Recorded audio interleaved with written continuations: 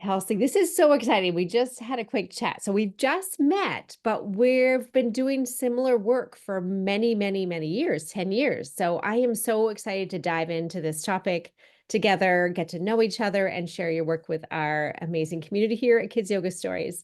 So one of the reasons I was really piqued my interest in your work, Kelsey, at Educate and Rejuvenate is that you're a former educator and you're currently now a homeschooling parent. And I think those two things together are really interesting to me.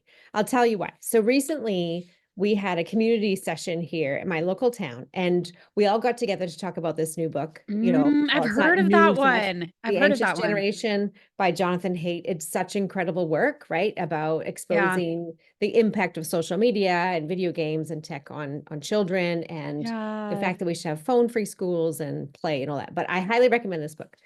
My takeaway from that conversation, Kelsey, was that we had the administrator, we had teachers, we had parents in this conversation.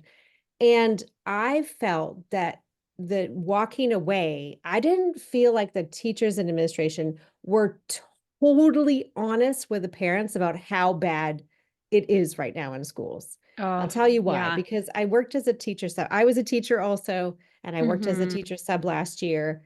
And I see it, Kelsey. The behaviors are enormous, right? And They so are. for you and I who both have that parent and teacher hat on, I'm just curious about, I want to have this conversation with you about how do we bridge that gap between parents and teachers. I'm hearing sort of the teacher cohort, in the staff rooms, and they're quite disgruntled about some parents. And then I hear Mhm. some parents talk about how disgruntled they are about teachers. And I think, gosh, there's got to be a middle ground where we can Absolutely. come together. So that's sort of the context of why I want to chat with you.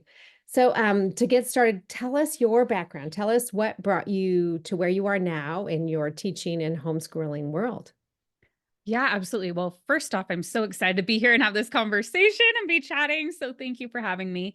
Yeah. Um, I am Kelsey Sorensen. I am a former teacher. So I taught third grade, and then I actually subbed in all of elementary for several years after I had my oldest child.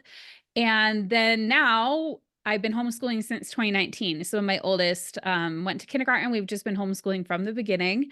And it's been a fun journey. I also started my company, Educate and Rejuvenate, which was called Wife Teacher Mommy at the time. Actually, we just rebranded this year. Ooh, It actually started congratulations. as a teachers pay teachers store. Like, and I just called it Wife Teacher Mommy because like a lot of people's TPT name is just their name. But I had just had my Mhm. first baby. I was like, oh, I was a wife and then a teacher and then a mommy. I mean, I was Yes. young too. Now I'm like, I named it that, but it kind of stuck. It stuck. It was great for 10 years. And now, but over that 10 years, the work really kind of shifted. It started with just the resources, with like sub planning resources for teachers since I subbed and I taught. Um, so definitely have seen a wide variety of behaviors for sure with subbing. That is like yet Yes, another right? thing. Um, but with that, it's kind of shifted over time because COVID happened, right? And I Mhm. started homeschooling. And so even when I started homeschooling, I was like, how do I kind of bring the parents in? I want to help parents too. But I hadn't figured it out yet. And then COVID hit. And then everybody was home. Everybody was quote homeschooling, even though it's not the exact same thing. But everybody Yes. had their kids at home. And so we started creating home learning packets, and teachers and parents alike were getting them. And that kind of brought some parents in, and we do support both teachers and parents. I will say that we probably have more teachers than parents still, but I would love to get it to be um more 50-50 because they do love working with parents so much. So if you're a parent and you're listening, I would love to have you come on over to our community, whether you homeschool or not. There's a lot for you here over at Educate and Rejuvenate, because I believe that parents are teachers too, right? We're teaching our kids Mhm. like all the time, right? Whether they go to traditional school or not. Yes, I love that. That's great. And so, yeah, so tell us a little bit about, what are you hearing from these communities, right? You've got these, Yeah. communities of homeschool parents and teachers. Yes, there are heaps of problems as stated by all the research, but what Yeah. are you hearing in your community, Kelsey? The one, if you could choose just one, what is the biggest challenge that you're seeing that the Mm. parents and the teachers are facing? Yeah, so I think that so specifically like with parents and teachers, you mean? Like Yeah. I think on both sides it's a lot of burnout, honestly. Because I Mm. mean, teacher burnout is a big thing. That's a lot of what I talk about in my Educate and Rejuvenate book for teachers and homeschool parents, just like burning out with all of the work that goes into teaching day in and day out and all of that. But also parents, like I feel like life in general for everybody has been getting more fast paced. It's been getting more like go, go, go. It's been like inflation has, gone up higher than wages have gone up. So people are working more, a lot more two parent or two income households or even multiple jobs for a single parent household, right? So there's just a lot going on. And I hear from the teachers that they're like, again, like you've said, there are some teachers who are like, oh, some of these parents, and it's never all parents, right? But there are No, of some course. parents who are, Yeah. more difficult. And like, so when I coach, sometimes it's like a situation with a parent coming up, but also even the teachers who like, have those parents, they're also like, oh, but as a parent with this teacher, so it really is like, there's parents and there's teachers, and there is this like, divide sometimes. And even actually, and this is a little bit different than what you were asking, but I just feel like it's important for the conversation. Um, a lot of times when I share like that, oh, I have this membership and we coach both teachers and homeschool parents. And the funny thing is actually, so I want the parents to hear this. When I tell the teachers that, they're like, oh, that generally, they're like, oh, that's so cool. I love that. Like how like you're able to have both and like, include the parents and everything. I tell homeschool moms that like at a co-op or something, and they're like, how does that work? Like, don't teachers hate homeschoolers and stuff like that? Or, oh, I don't want to be with the Mhm. teachers. That's the system and all of that. So the funny thing is in my community, I've actually found the teachers to be a little more open to including the homeschoolers than homeschoolers wanting to come in. Like, I feel like that's actually why we have more teachers right now, is because the homeschoolers, they see we work with teachers and they're like, oh, that's not for me. It's like, no, we actually, when we come together, because we have some awesome homeschool moms who are regulars in our community too. And they're just like, oh, this is an amazing community. And then we see we actually have much more alike, like more in common Mm. than we have different. Like we I love all that. want what's best for kids, whether they're our kids, whether they're kids in a classroom. We want to raise the next generation to be critical thinkers, to be um, able to do what they need to do in this, society where there's a lot of tech, where there's also Mm. needs to know how to use that tech appropriately and not use it too much. Yeah. So yeah, there's just a lot for sure.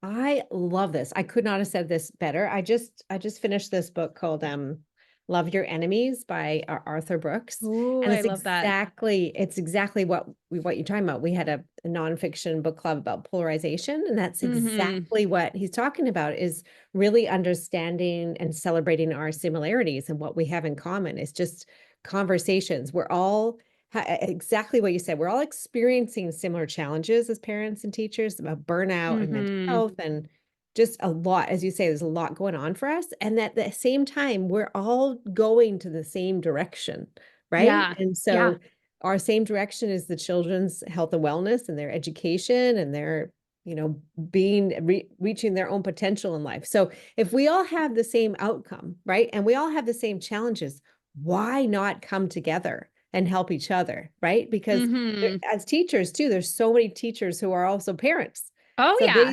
they themselves are kind of, bridging that gap. And as you said, you're a teacher, but also a homeschool parent, right? So Yeah. you're in the classroom and homeschooling. So I think Yeah. I think that's really key to talk about, is what are our commonalities, and go from Yeah. there. And we have, parents have challenges with children at home, or teachers have and the kids don't always behave the same, right, at home and at Oh, for school. sure. So I think that Yeah. can cause a bit of Yeah, conflict for sure, that a teacher might definitely. say these are the baby behaviors we're seeing, and the parents might say no, it's not, it must be your problem because it doesn't happen here, right? And then the same, for myself, we're seeing big behaviors at home but not at school. But Yeah, you have to find that bridge to be able to communicate in a way that is compassionate and kind and friendly, right? absolutely. Yes, Yeah. I'm 100% on board with that. And I think it is just a lot of like, even when I mentioned like the parents, like maybe being like, oh, it's harder to like come in and join a community with the teachers, I think it's like a lot of people think that they're being judged for whatever is going on. Like, oh, if the teacher says Right. my child is having an issue, then that means they think I'm a bad parent. And they're equating it to that Right. when really it's not that at all. It's just that, um, I mean, for the majority of the time, right? I mean, I can't say like every time, but generally, most teachers, especially the ones I work with, it's just like, no, I'm trying to communicate this with you. And let's figure this out and problem solve it together. It's not me. Like, if I tell you, like, Yeah. oh, your child is struggling with this or whatever, it doesn't mean that I'm judging you as a parent because, Right, you know, right, right, right. yeah. Yeah, and I think that's what's happened. It's sort of like this polarization right now, sort Yeah. of attempt to sort of anger plus disgust. It can happen, when you get these cohorts Hmm. of people. So what would you say, if you're looking at talking to these two groups, what are you saying are sort of your three top tips for sort of bridging this gap between the communication so we can be better in alignment so that teachers can feel that they can be honest about behaviors that they Hmm. don't have to hide behind, that the parents don't have to have the power, because sometimes some Yeah. parents, right, have a lot of power over teachers. So teachers are afraid to say something because, it might, Yeah. right? Yeah, and it Um, really goes both ways. Like it goes teachers both can or ways. parents can be afraid to talk to teachers, teachers afraid to talk to parents. And then so many times you end up just not having conversations and then resentment builds. And then maybe eventually Yes. you have a conversation when one of you can't hold it in anymore. And then it's not a very productive conversation, right? 100%. Yes. Yeah. Yeah. So So I think one of the big things is my first number one that I thought of was that you can have the conversations, because I think so often we think we can't, or we think that like it would be uncomfortable, and maybe it would, but that we can't do it for that reason, right? Or that oh, they're going to judge me, or oh, like if I say something then they're going to be like, harsher on my child or something. Like if it's the mhm. parent or if it's the teacher, they'll be like, oh, if I talk to this parent, then like, I'm not going to get support or whatever it might be. Um like we make up these stories in our head, and honestly we're kind of judging that person before we even get a chance to actually talk and try to work through it, right? Yeah, yes. Yeah, Yeah. absolutely. I Yeah. think So it can what depend on the situation too, right? Like you say, I was yeah. thinking about what you said that you can do it. I think sometimes there's a piece where you have to pick your battles. I think Oh, for depending sure. on some years you think, well, the kiddo doesn't love that teacher, but is the teacher doing their best? And my kid's just being, you know, just not clicking. Like sometimes you're like, Yeah. I'm just gonna hold out. This is just this year, right? It's fine. Right. Whereas another situation recently, my daughter is struggling because there's a couple boys who are having big behaviors in a math class, and they're in eighth grade. So she Mhm. kind of has to learn the math, Right. So she's saying like it's so disruptive they're not learning anything. Yeah. So I reached out to the teacher with compassion and said, "Is there anything we can do to help? Can we come in?" So that it depends on the situation, doesn't it? I think you've got to kind of pick Yeah. and choose. Yeah, absolutely. So I think that it's really being conscious either way, because sometimes we like don't have the Mhm. conversation just because we subconsciously think we can't or whatever. Like, oh, I just have to feel this resentment and stuff. So if you notice that resentment coming up, check in with it. Be like, why am I feeling resentful? What am I thinking about this? What am I feeling about this? Right, And then you can just be like, oh, okay, is this a conversation I want to have? And that answer might be no, but then you realize, right, okay, I am choosing not to have this conversation. It's not that I can't have it, it's that I'm right. choosing that the right course is to not. And then if you do decide to have the conversation, it really is so often more about how you say it than what you say. Because a lot of times we think like, Yes. I can either have a conversation and not keep a good relationship, or I have to keep a good relationship, I have to not have the conversation. And I don't think that's true. You can go in with compassion, you can go in with love. In the book Mm, Crucial Conversations, all the time, like they call it start with heart, right? Just like sharing a lot of yes, I statements. That's actually the number two I have written down, is when, if you do decide to yes. have a conversation and talk about something, just be so compassionate and share more from your heart. Like, this is what I'm feeling, this is what I'm thinking, right? Mm, Like, and then for the third thing, I'm like, and then ask questions for understanding. Be like, okay, but how is it that you see it? Because I understand I have this certain vantage point as the teacher or as the parent. But what are you seeing? What's different? How can we put this into, even in the book Crucial Conversations, they call it the shared pool of meaning, where you put in like what you're thinking, what you're feeling, what you're seeing from your vantage point, and what they're seeing. See, like, there are going to be some things in common, and also what's different. And if so, consider why. Like, ask them questions like, oh, what are you seeing from your perspective? What's happening in the classroom? What's happening at home? Um, Mhm. what's happening at home that I don't know about? Like, a lot of times there are things the teacher doesn't know about because they don't, I mean, you know your child the best, right? The teacher has so many other students. And that's the other thing that, like, sometimes the parent is like, how do they, like, my kid needs this and they're not doing it that way, but it's also that they have all these other students. So maybe they didn't realize that. So maybe your feedback could be helpful. Maybe also it's just like, they do have to teach all these other students. So, Yeah. it's not going to be 100% perfect, right? Right. 100%. Yes, Yeah. absolutely. Yeah. Yeah. And it can depend, like you said, about compassion. I think about when I wrote to the math teacher recently, I just said, I hesitated to write to you, but, da, da, da, here's what I'm hearing. Hmm. So just to be honest and say, I'm not sure whether this is the right thing to reach out or not. I think we don't have to Yeah. have it always. It's just it's a person to person, to your point. Yeah. I think part of it is that, like, and this is a concept I learned from another coach. I think don't remember who I heard it from. I listened to a lot of coaches, but it's this concept of telling the full truth, telling the whole story. And part of it is Mm, that, oh yeah, I hesitated to share this. I was worried about what you might think of it. I really want us to mm, have a good relationship. Or like, I know that we both want the best for this child. And, so the full truth is like, yeah, there's this stuff I'm not liking or that I'm feeling is going wrong right now, but also there's this too. So telling the full story instead of just going in with rage about the part you don't like. yes. Yeah. And that works also for teachers to be honest with Oh, 100%. parents, right? Yeah. Yeah. Yeah. Great. So can you tell us a story? So did you do your 3 tips? You said Yes. first? Yeah. Okay. Yeah. Yeah. So you can have the conversation, how you say Yeah. versus what you say, starting with heart, using I statements, and asking questions for understanding. I guess the one thing I didn't talk about as much is really like when you ask questions for understanding, and then you can kind of reflect back. You can be like, and this is something I learned from my therapist, is like, Yeah. um, okay, like, so well, from what I understand, this is what you're seeing, this is what you're feeling, and that helps that other Mm. person feel seen and heard. And it doesn't mean that you are saying you agree with everything they said. It's just showing that you are listening and understanding, and be like, okay, where do we go from here? Yeah. And I think you actually bring up a good point there that sometimes in some situations that are really sticky, like you Hmm. really don't know what to do, you can ask for help. Like you mentioned, Yeah. you're a coach, you work with Yeah. therapists, there's Yeah. other colleagues of yours, there's other friends and family. Like you can ask for help if you're really in a Oh, sticky situation, 100%. right? Because a conversation with as a teacher to a parent may transform the trajectory of your classroom dynamic through Yeah. one conversation, right? Instead of thinking, oh, I'm just going to ride it out this year, the behavior of one child can have a power over the entire class. And their Absolutely. We've all seen dysregulation, that. Yeah. right? Their dysregulation, it can affect everybody, yourself as a teacher, the other staff, Hmm.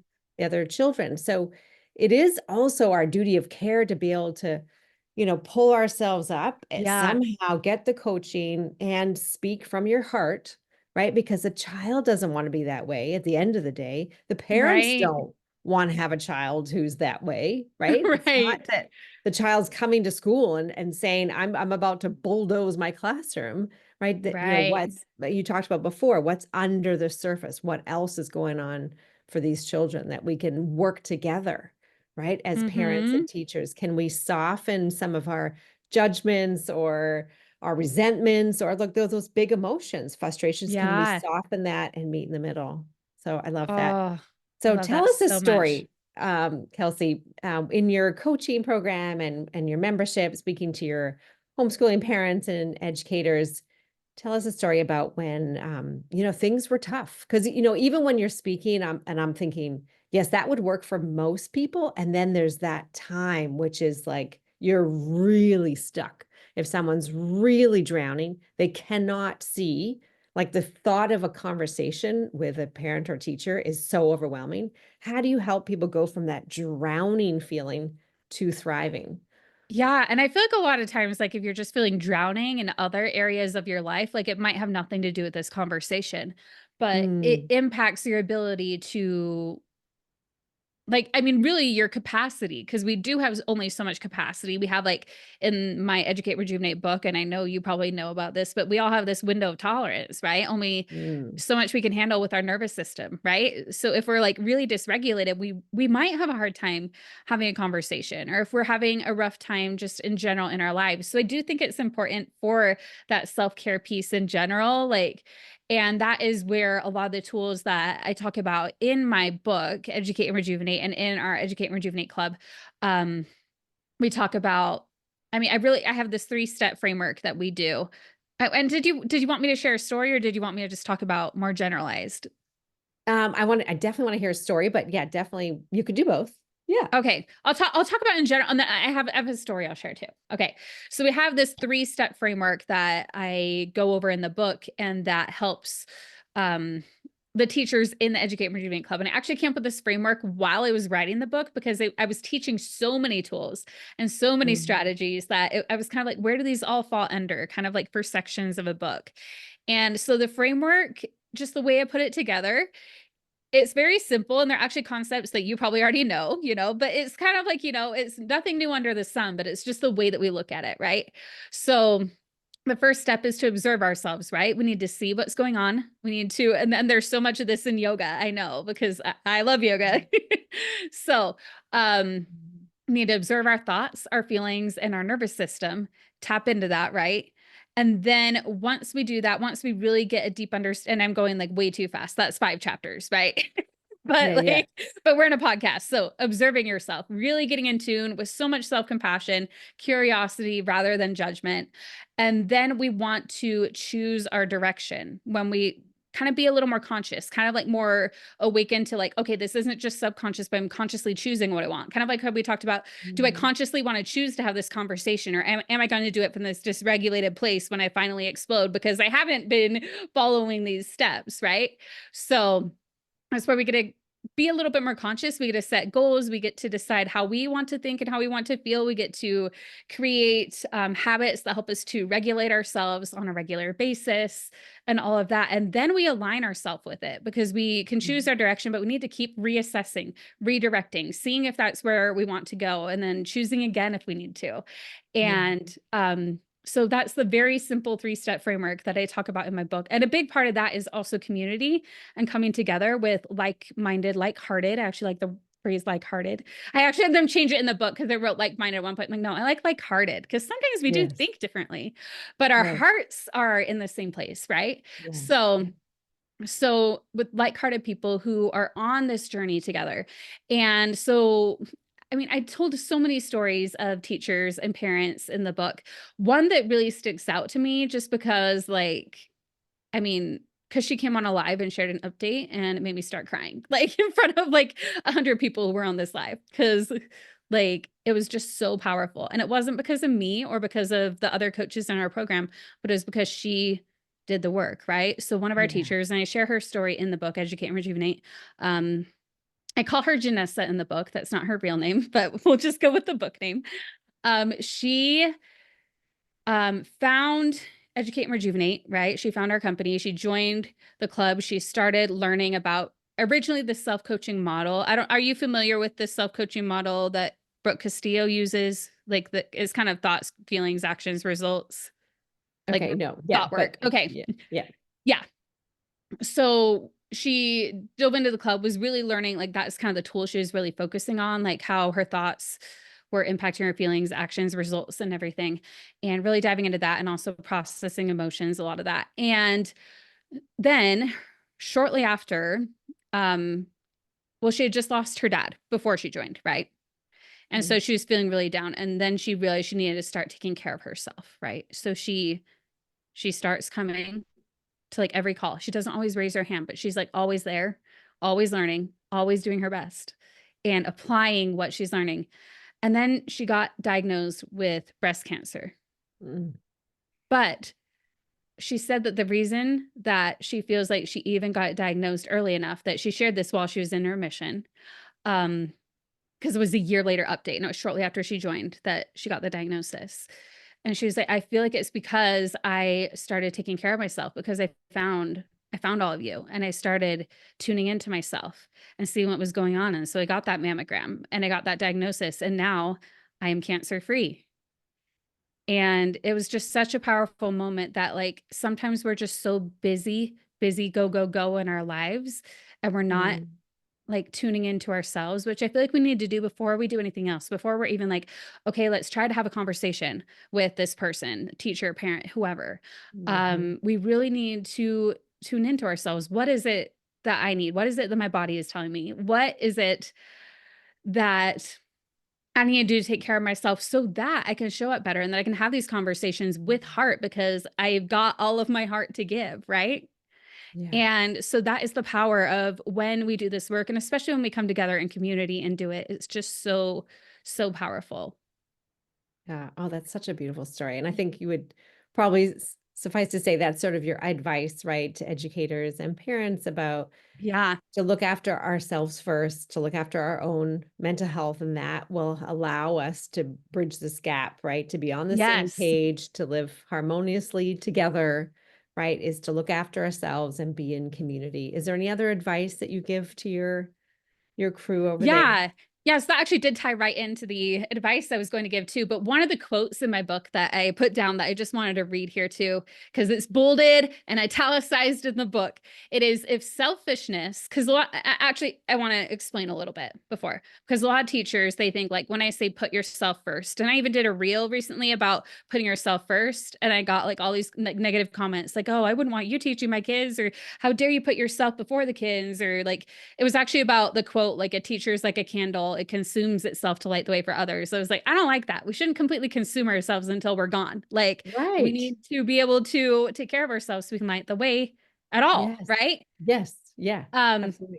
but I feel like because like it has like, teachers and parents alike, both are kind of like, oh, you're not in it for the income, you're in it for the outcome, you're in it for the kids. Like, give it all to them. And we do love our kids. It's not saying we don't want to, but we want to put ourselves at the top of our priority list because that is how we're Mhm. able to better take care of the kids or our partners or our students or the other people in our lives, right? It doesn't mean that we spend the most time on ourselves. Like, I'm going to ignore you while I, like, just take care of myself all the time. But it just means, like, for me, what it looks like is I get up at 6 a.m. every day and I go to either the gym or the yoga studio and I have some me time. I get some exercise. I move my body and it feels so much better the rest of the day. And in the evening, I carve out some Absolutely. time for journaling and self care too. But it doesn't mean that during the day, I'm not doing everything that I need to for my kids, for my family, Absolutely. right? Right. So the Right. quote that I highlighted in my book is actually because a lot of what people are worried about is, well, I don't want to be selfish, right? And they think the opposite of selfish is putting yourself first. But I wanted to prove that that wasn't true because if selfishness is looking out for our gain at the expense of others, then its true opposite is looking for everyone else at the expense of ourselves. And that is called self-abandonment, Interesting. Can you say that right? again? So if selfishness is looking at our own gain at the expense of others, right? So we're looking at our gain at the expense, right? It's not like before, it's at the expense, like it's actually harming other people. That is the dictionary definition of selfish, right? Sorry, I added to it, but I just wanted to explain that. Then its true opposite is looking out for everyone else at the expense of yourself. So that's when you're looking out for everyone else. It's Mhm. when you're that candle that is being consumed, right? That is just eventually it's going to be gone because you're just doing it at the expense of yourself. You're not taking care of yourself. Eventually you're going to completely burn out. Yeah. And that's just not sustainable. So we don't want to be the opposite of selfish because that means that we're on the complete opposite side. We're completely self-abandoning. And that's where we want to find that middle where it's like, yes, I put myself at the top. And that could be like, it doesn't have to be a whole lot of time. It just needs to be that I charge myself. It's like, you need to charge Mhm. your battery so you can have the power to do the other stuff, you know? I love it. That's so good. So good. So how do we get your book, Kelsey? How do we get our hands on your book? How do we find out about your work? How do we join your club and check you out and follow your work? Yes, thank you so much for asking. My book is called Educate and Rejuvenate. It just came out in September this year. So exciting. You can find it on Amazon. And I think you can also find it online at Target or Barnes and Noble.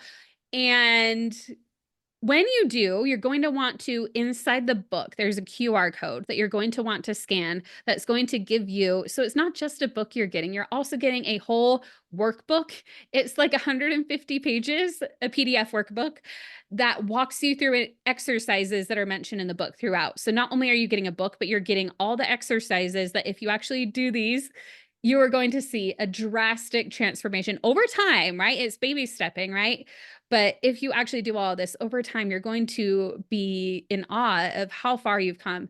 And you're also going to get access to the book section of our Educate and Rejuvenate app. So you could go on the App Store and download the Educate and Rejuvenate app anytime, but if you purchase the book, you're going to unlock some extra content that includes videos that walk through each exercise in the workbook, and also all the replays from our book club. And if you buy it before the end of 2024, you can join in on the book club calls too. We're meeting every couple weeks now through Oh my December of gosh. 2024, and actually talking Mhm. about a couple chapters at a time, answering questions, doing some coaching. So it really is almost like a full course that you're getting when you purchase the book. It's Yeah. like so much love, so much support.